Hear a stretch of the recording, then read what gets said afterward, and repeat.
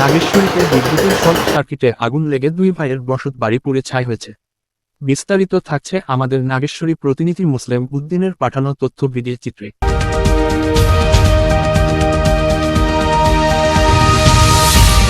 কুড়িগ্রামের নাগেশ্বরী নেওয়াশী ইউনিয়নের মুক্তারকুটি মাঠের পাড় গ্রামের আজিজা রহমানের বাড়িতে এই ঘটনা ঘটে। শুক্রবার দুপুর 2 ঘটিকার সময় আবুল কাশেম তার ঘরের ভিতরে আগুন দেখতে পেয়ে চিৎকার করে লোকজন ডাকতে থাকে। স্থানীয় লোকজন এসে আগুন নিয়ন্ত্রণ করতে না পারায় ফায়ার সার্ভিসে সংবাদ দেয়। পরে ফায়ার সার্ভিস এসে আগুন নিয়ন্ত্রণে আনে। এর মধ্যে 2টি ঘরের সবকিছু পুড়ে যায়। এ সময় ঘরের কোন জিনিসপত্র বাহির করা সম্ভব হয় নাই।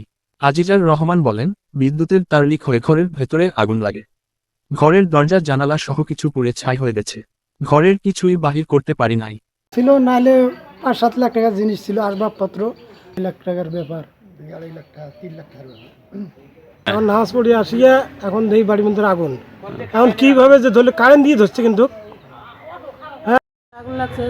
ঘরের মধ্যে যত কিছু ছিল সব পুড়ে গেছে। কাঠ, ড্রেসিং টেবিল যত কিছু ছিল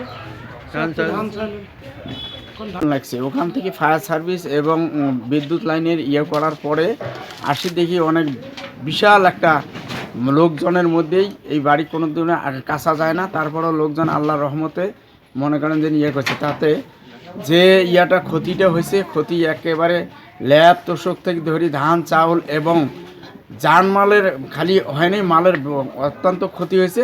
সর্বসাকুল্যে বোঝা যায় যে কমপক্ষ 8 লক্ষ টাকার ক্ষয়ক্ষতি এখানে হয়েছে।